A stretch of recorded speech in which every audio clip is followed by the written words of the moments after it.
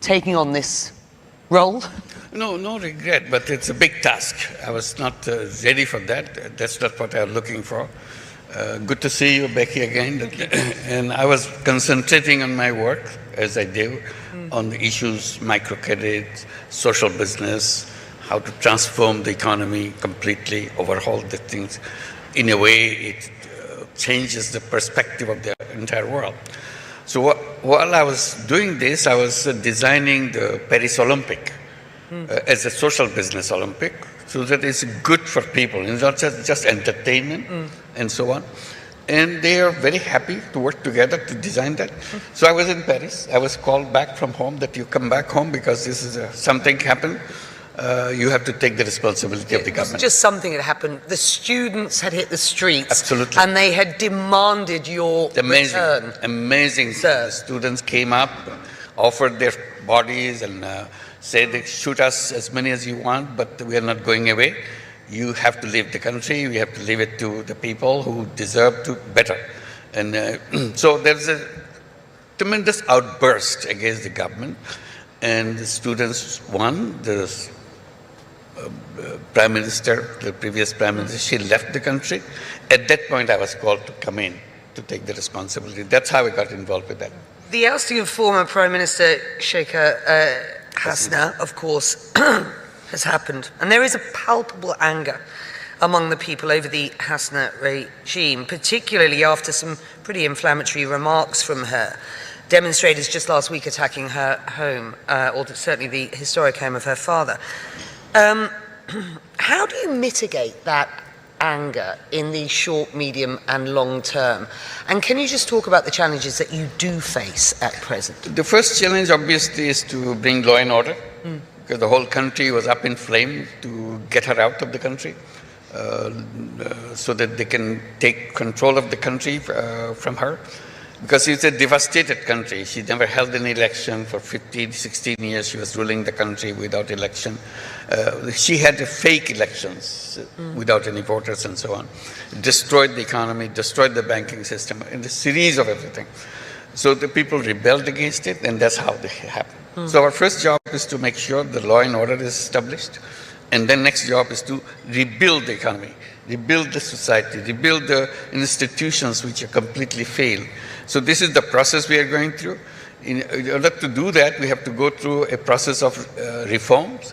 So we have created 15 different reforms commission, one in law and order, one in police administration, and the question of constitutional reform, question of election procedure reforms, and so on. So there are 15 of them. They're reporting back with the suggestions, their recommendations, what needs to be done.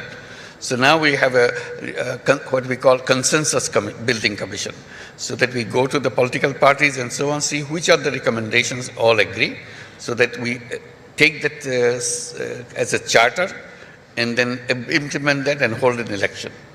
Election will be held as early as probably December of this year. Any intention to continue in a leadership position through those elections and beyond? You were called back for this. You said it wasn't a role that you were looking at. I still not the one to look at. I made it very clear. When my job is done, hand over the responsibility to the elected government, I go back to what I enjoy doing most. This is what I've dedicated my life. I want to continue with that. Can you just explain the main economic challenges that Bangladesh faces at present? What have you identified? And you've talked about the progress, not least in announcing plans for elections to be held in late 2025 or early 2026. What are the sort of fundamental issues that you need to work on with regard to the economy? When you have an earthquake, everything falls apart, everything gone. So after the earthquake, you try to take brick by brick, build it again. This is our situation. The economy, society, administration, everything fell apart. So our job is to rebuild each piece by piece. To give an example, the banking system. Banking system was kind of completely collapsed. $16 billion were taken away from the banking system stolen from the banking system. And in total, there are $17 billion per year, which has been shifted away from Bangladesh by over-invoicing, under-invoicing, and all kinds of corrupt practices and so on. So the banking system is at the verge of collapse. Our economy is on the verge of collapse, and we have to rebuild those things. Our international reserve situation fell to the deepest point, so we have to rebuild that on the economic side. And people have to continue with life so that they can survive with that. So economy is number one, law and order is another one, and then build the institutions, schooling, educations, and everything else. It's an exhausting process. You also pledged in what was your inaugural address to investigate alleged human rights violations, enforce disappearances from the prior regime. You have also called for the extradition of Sheikh Hasina. What progress has been made in these investigations? Has India responded to your request for extradition? I mean, what are you doing to address the need for national reconciliation amongst the people while ensuring justice for victims? One, I'm very happy, feel very relieved that the United Nations High Commissioner for Human Rights published just a report on Bangladesh, documenting everything I just said about the killing, about the disappearance of people, torture chambers, how students were shot by the police and army under the order of the Prime Minister. So they vividly recorded that. So we don't have to go and tell the public and the world that, look, we are saying that these are all fabricated. So we have a United Nations document on that. So that's a relief. We have to start rebuilding those faults that we have in the system so that it doesn't repeat that. So this is one of the things that we want to make sure. And the other things are broad international support that we got from everywhere. Everybody wanted to support that, to rebuild. We say we want to build a new Bangladesh. The old Bangladesh is completely corrupt. It's a corruption-ridden, billions of dollars taken away. We are trying to get this money back. It's a very complicated procedure. That support, Mohammed, was a lot to do with you being in this caretaker position, it has to be said. I've spoken to enough people around the world who have sort of backed you to try and get this job done. So you know, you should be applauded for the role that you have. In your book, A World of Three They are very Zeros, kind of them.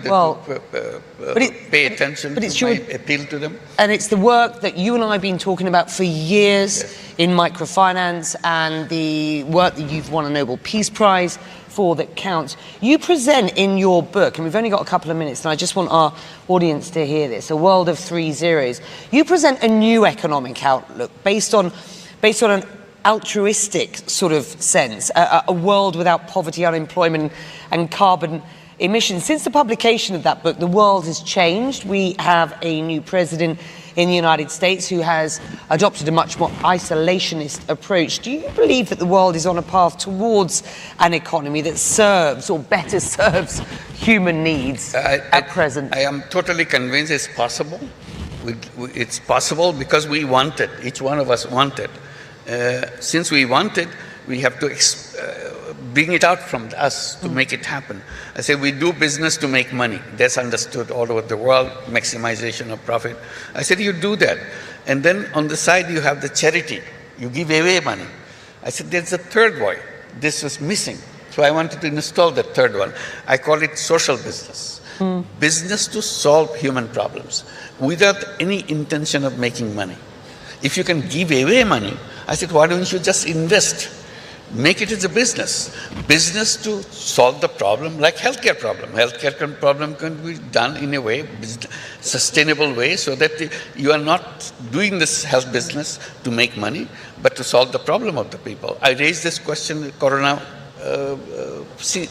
time, saying all the vaccines that are coming out, this should be done in pharmaceutical companies as a social business, so that you cover your cost, but people get it cheap. So if you want to maximize your profit even on the vaccine, then your attention is very different. You make billions of dollars, but many people die on the way. This is altruistic. Is it also slightly naive?